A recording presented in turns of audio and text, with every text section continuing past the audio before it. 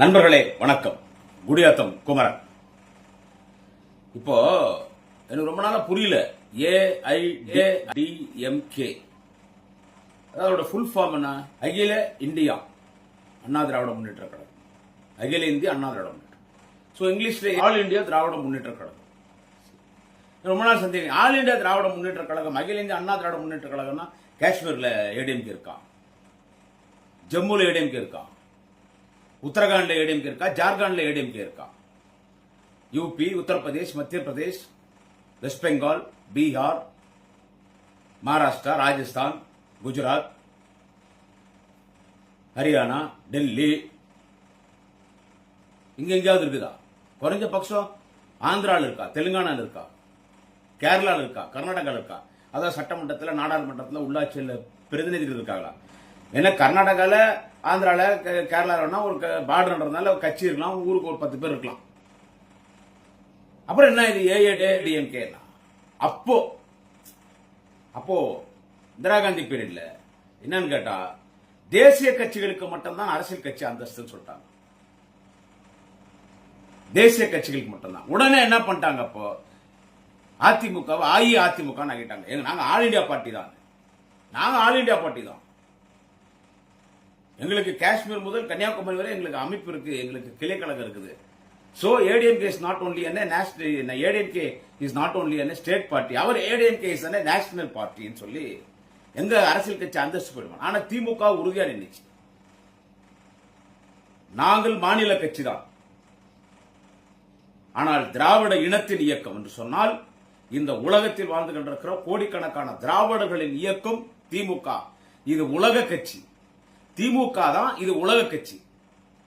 நாங்க இன்னும் ஏடிஎம்கே மாதிரி பயந்துன்னு அஇதிமுக வச்சுக்க மாட்டோம். அகில இந்திய திராவிட முன்னேற்ற கழகம், இது திராவிட முன்னேற்ற கழகம், திராவிட முன்னேற்ற கழகம் தான். அப்படியே தலைவர் கலைஞர் அவர்கள் அந்த ஸ்டாண்ட்ல கரெக்டா இருந்தார்.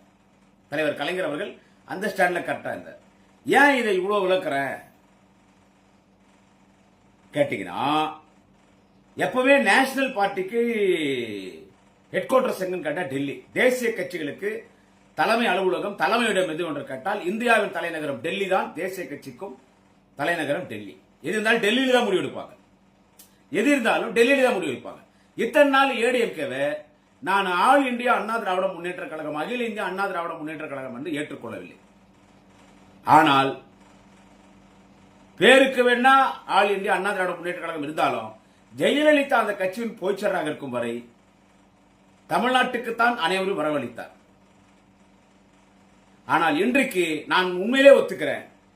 இன்றைக்கு எடப்பாடி பழனிசாமி ஏஐஏடிஎம்கே இது நேஷனல் பார்ட்டி தான். ஏன்னு கேட்டா நேஷனல் பார்ட்டிக்கு தான் தலைமையிடம் டெல்லி. இங்க சின்ன பிரச்சனைனா கூட உடனே டெல்லிக்கு வாங்குவாங்க. இப்ப நம்ம கூட்டணி காங்கிரஸ் இருக்கு.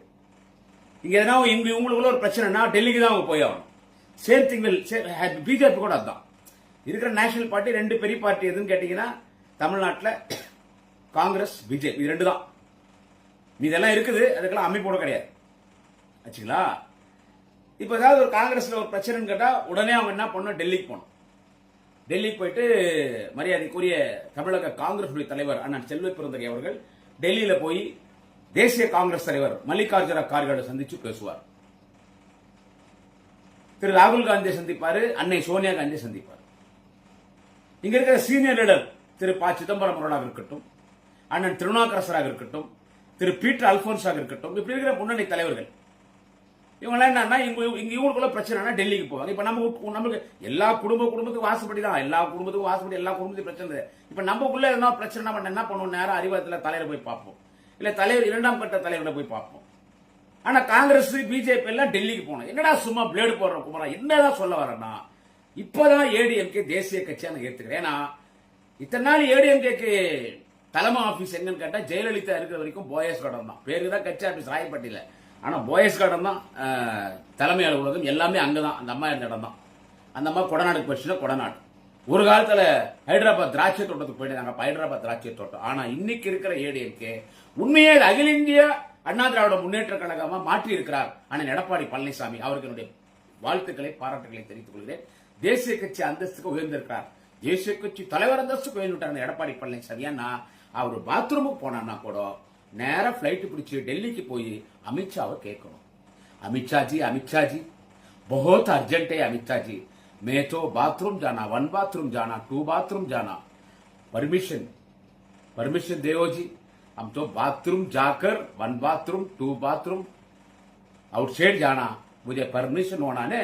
ஒண்ணுக்கு போனாலும் ரெண்டுக்கு போனாலும் எடப்பாடி பழனிசாமி இன்னைக்கு அமித்ஷா கேட்டாதான் ஒண்ணுக்கு ரெண்டுக்கு போற சூழ்நிலை இன்னைக்கு AIADMK.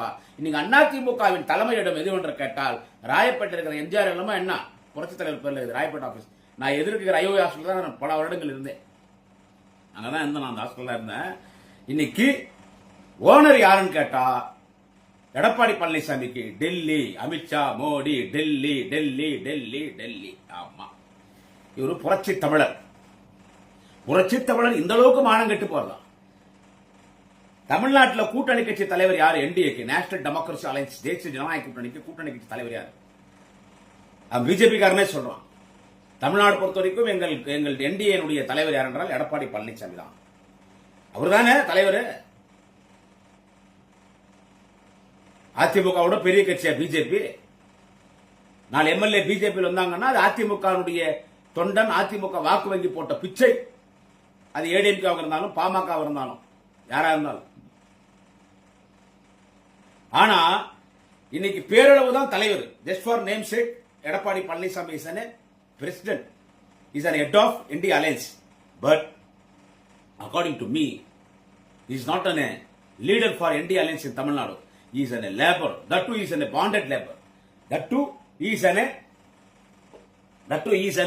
bonded labor for NDA, and he is a bonded labor. Edappadi Palaniswami is a bonded labor for Modi, Amit Shah, BJP and RSS. அதே தான் நிரூபிக்கிறார். இப்ப டெல்லிக்கு போறார். டெல்லிக்கு போய் அமித்ஷா பார்த்து நைட்டு 10 மணிக்கு போறார். என்ன எந்த நேரத்தில் டைம் கொடுக்கலாம் பாரு.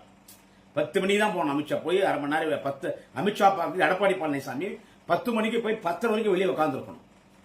10 வரைக்கும் வெளியே உட்காந்துருக்கணும். குளிர்னா டெல்லியில் அப்படி இப்படி குளிர் இருக்காது. ஐயோ, குளிர் அவ்வளவு குளிர் இருக்கும். வெயில்னா இப்படி அப்படி வெயில் இல்ல. நம்ம ஊர்லாம் பரவாயில்ல. எங்க வேலூர் வெயிலூர், எங்க குடியாத்தெல்லாம் வெயில் பிச்சேத்துறோம். இதை விட 1000 மடங்கு வெயில் இருக்கும். அந்த கிளைமேட்ல வெளியே உட்காந்து ஒரு அரை மணி நேரம் கழிச்சு ஒரு டிஃபன் நைட் சாப்பாடுலாம் சாப்பிட்டு டேப்லெட்ஸ் எல்லாம் எடுத்துன்னு அமித்ஷா இன்சுலின் போட்டு வீட்டில் ஃபேமிலிட்ட பெரிய उधर तो बाहर हमारा नौकरी बेटा है, हमारा नौकरी हमारा अलायंस में हो तो नौकरी है, तमिलनाडु से आया है ना वो एडपाड़ी पलनीसामी, वो तो उधर बाहर बेटा है, उसको बुलाओ, अंदर बुलाओ, उसका अंदर बुलाओ, आओ क्या एडपाड़ी कैसा है आप बेटा.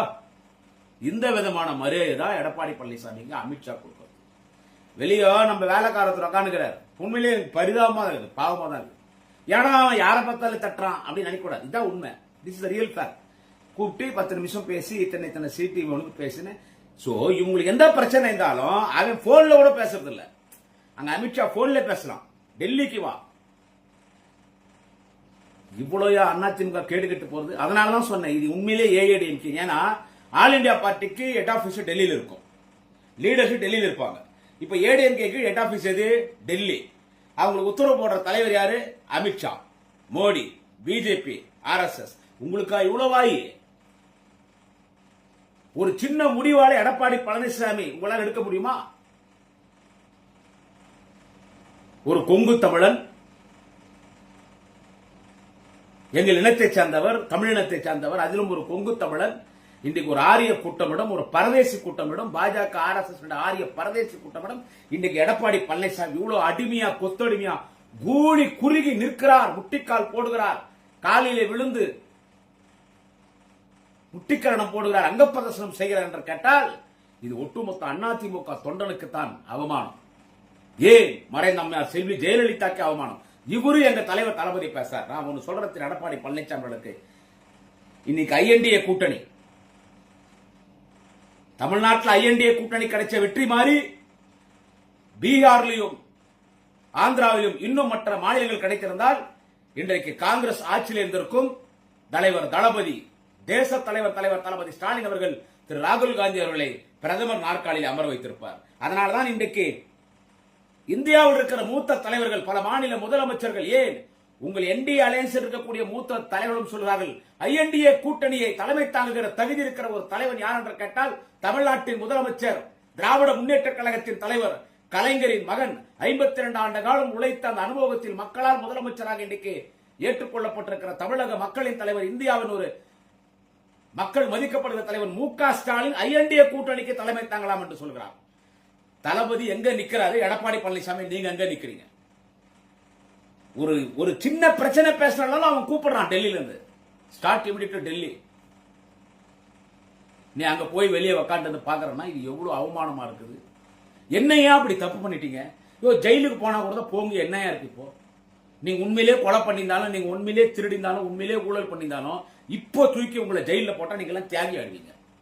ஆமாங்க, எடப்பாடி பழனிசாமி இப்போ தூக்கி ஜெயில போட்டா நீ தியாகி ஆயிடுவ.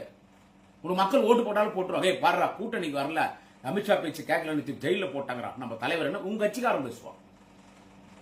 ஆனா நம்ம திருடுறதான், நம்ம கொலைகாரர் தான். ஆனா இந்த பொசிஷன்ல பிஜேபி எடுத்துட்டா ஜெயிலுக்கு போனாலும் பரவாயில்ல, பயிலுன்னு ஒண்ணுக்குதுன்னு போயிட்டா பிரச்சனை இல்லை. ஆனா பீகார்ல போனோம், கஷ்டப்படணும், ஜெயில் வாழ்க்கை வேணாடாப்பா சாமி. அவன் என்ன கேட்கறான், அதிமுக கட்சி என்கிட்ட அடமானம் இல்லைன்றான், வச்சாச்சு. நீ எப்பெல்லாம் கூப்பிடுறியோ அப்பெல்லாம் டெல்லிக்கு வரேன்னு ஓடுற எடப்பாடி பழனிசாமி, நீங்கெல்லாம் இந்த தலைவரை பத்தி பேசக்கூடாது. இப்ப எடப்பாடி கூட கூட்டணி இருக்காங்கல்ல, எல்லாமே கூட்டணி இருக்கிறாங்க இல்ல. இப்ப இந்த யாரு டிடிவி தினகர், அந்த ஆளோட டெல்லி போய்க்கிறோம். அந்த ஆள் டிடிவி தினகர் ஏர்போர்ட்ட சொல்றாரு, நாங்க டெல்லிக்கு போறோம்னாலே அப்படியே திமுகக்கு பயம், நான் டெல்லிக்கு போறனாலே எங்களுக்கு நான் பயங்குது. யோ, டெல்லி எங்க கண்ட்ரோல் இருக்குது, நாங்க டெல்லி கண்ட்ரோல் இல்ல.